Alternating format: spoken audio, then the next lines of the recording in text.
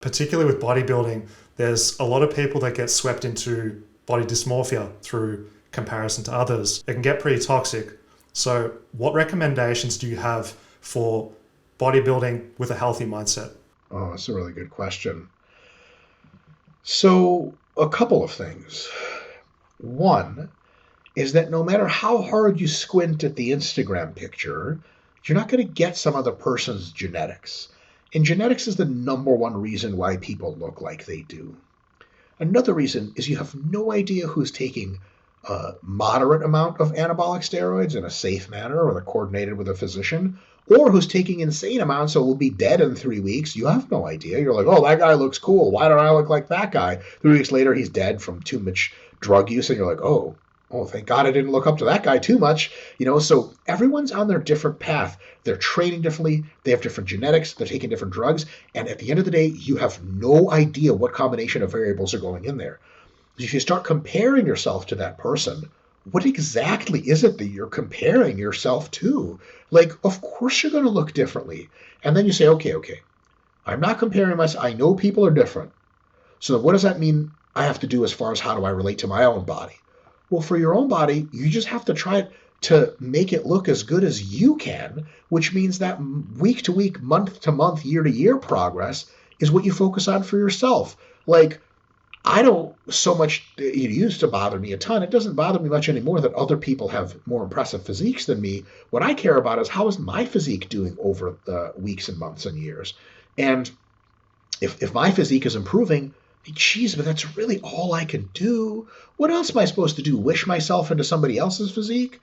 And a few of these things, another one is to walk the logical steps in what it is that where your thinking process is likely to take you. For example, I look at calisthenics athlete on my, Instagram on my iPhone.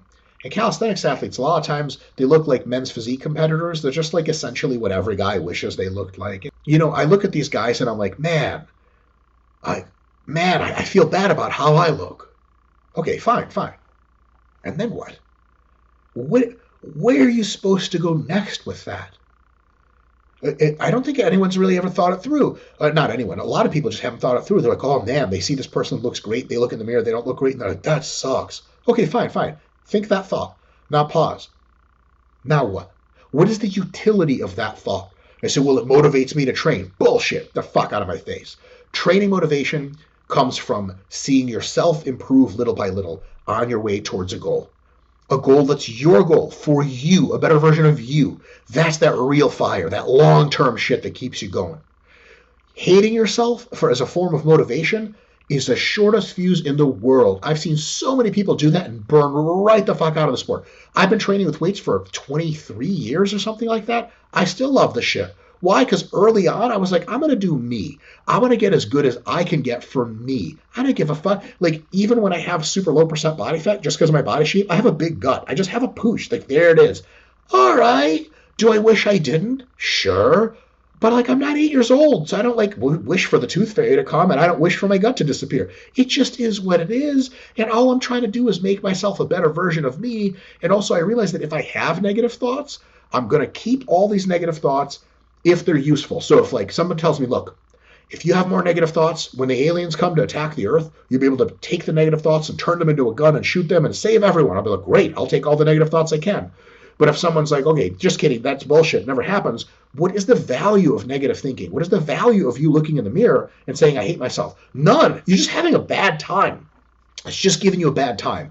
Why would you do something that gives you a bad time? Imagine you're like with your friends in whatever kind of car you have, and it's you and your young, beautiful friends, and you're on the way to a great concert, and you're having fucking the time of your life, and you look over and there's a guy in like a Maserati like passing you, and he's got a great car. You could be like, wow, I wish I was that guy. Why? So you could be alone in a car and you're fucking, your wife's cheating on you and you have run out of money and your companies are all bankrupt and all you fucking have is a stupid Maserati and your expensive suit and you just hope to God people don't know you're a fraud. You're like, wait, that's not how that guy feels. Maybe, but you don't know. So why would you look over at somebody else's shit and think about what they have? Enjoy what you have and try to make what you have better. Negative thoughts of comparing yourself to other people, you can have them. It's okay to have them. We all have them every now and again, but you got to think one step ahead. Like, where is this all taking me? It's just going to take me to a place where I'm a person who has lots of negative thoughts. Fuck that. I'm going to work on my body. I'm going to be really happy with my results. There's a difference between happy and satisfied. Nobody says that, like, oh, don't worry, you're beautiful the way you are. Fuck that. I don't think I'm beautiful. I think I look fine. I think fucking weird to some people. I look cool to some other people. But with me, I feel like I'm okay in my own body, and I can always make it a little bit better. But I don't have to have hatred for that. Hatred just poisons everything. So if you're looking at your body, you got all this dysmorphia, you really hate how it looks, just give all that shit up and start with working on making yourself a little bit better. Be as happy as you can be, and also work to make yourself a little bit better. That'll leave you in such a great place because you'll be happier all the time, and it'll empower you over time to be happy and ripped and jacked compared to where you used to be. And then at the end of the day, like, what more can you ask for? It's that self-definition of success is so key. And I think what gets people all riled up and angry about this particular topic is it's often associated with self-love and just complete complacency and not trying. We're not saying that. It's defining your success based on yourself and working really hard within the constraints that you've been given. So just a quick closing example of myself personally. I don't fit the attributes of a calisthenics person. I'm 6 foot tall. I weigh 86 kilos. So everything's going to be harder for me. Doing handstand push-ups is harder. Doing planches is harder. If I was to constantly compare what I can do compared to what the top can do, I'd be constantly depressed. But the thing is, I don't know their history. I don't know their genetics. I don't know what they're doing with their life. I know what I've got, what I've been given. So then pushing myself to achieve goals that I know I can achieve is the most gratifying thing. So setting myself a goal of doing a straddle planche and holding that was one of my major objectives. I got it. But then on the internet, people are like, Daniel, why haven't you done a full planche with your legs together? Well, it's because I set this arbitrary goal for myself. It really challenged me. It pushed me for multiple years. I was satisfied to get it. I win because it's self-defined. So the takeaway for people listening is it needs to be relative to your body, and that'll keep you in a healthy mindset to keep doing this long term. I think that's key, what you said there, Mike. Dude, that you said it much better than I could have. That I really feel that. If you enjoyed that, click here for the full Fitness FAQs video. Peace.